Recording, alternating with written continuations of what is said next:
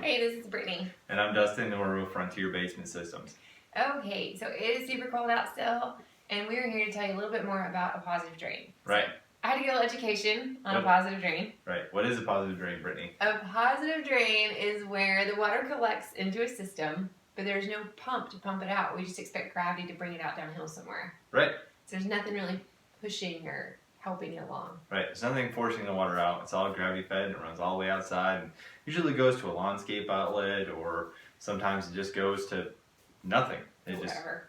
Underground somewhere or whatever it is. Yeah. So there are some problems with positive drains, and one of the issues is Clogging. Clogging. Yes. So at the end of the positive drain, if you get leaves, debris, a lot of people will change their landscaping and stuff like that around, and I've literally just seen them reburied, and people don't know where the end of it is. And if you can't find the end of your positive drain, then the water's not going to get out. So what's another reason it could clog? Freezing. Freezing. All right. I know it took me a second. 2 points. So, exactly. Yeah. So this time of year, everything is frozen. As everything up underneath your house starts to unfreeze, the problem is that the outside is still cold, and the air temperature is still very cold, and it can still freeze. So if it's frozen, it's still going to be clogged, and the water's not going to be able to get out, and so it's going to back up inside your basement. Actually, ran into one of those issues yesterday. So. Oh no, that's terrible. Yeah. Okay. So one more issue is actually something that's come up a couple of times, and it's maybe a couple years after you've owned the house. Maybe this isn't. Maybe you didn't purchase this house brand new, and somebody else had it, and when they were moving or something like that, they were driving around. And they broke it. Yes, okay. They crushed the pipe. So if you crush the pipe, then there's no way to get the water out of that pipe. It's now broken, and now it's discharging up underneath the ground. And again, we count that as a clog because it's not getting outside.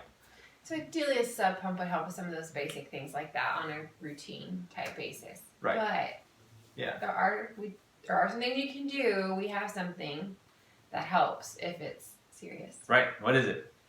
It's the Ice Guard. Right.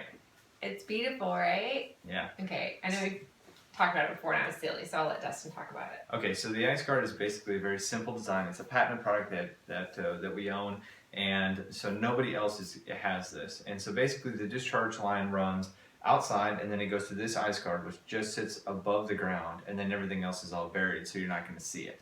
But the whole point of this is that at the end of the pipe ever gets clogged, broken, smashed, or frozen, that water is able to get out through this Ice Guard. So it's not sitting in your basement, it's not sitting in your crawl space, it's out of your house, and you don't have to worry about it. So, this is something that we have. This is something we provide to all of our homeowners whenever we install a pump. We don't recommend doing a positive drain anyway, and even though we're in Tennessee, and we're in the hills, really, of Tennessee, you really need to make sure that you get a good downhill slope. We recommend at least 1/4 inch of fall per foot, and that's a lot. And you can't get that in most places, especially if your house sits at the bottom of a hill and you've got water problems. So, All right. All right. Well, I hope that helps. Good luck with cold weather. Yeah. Talk to y'all soon. And bye.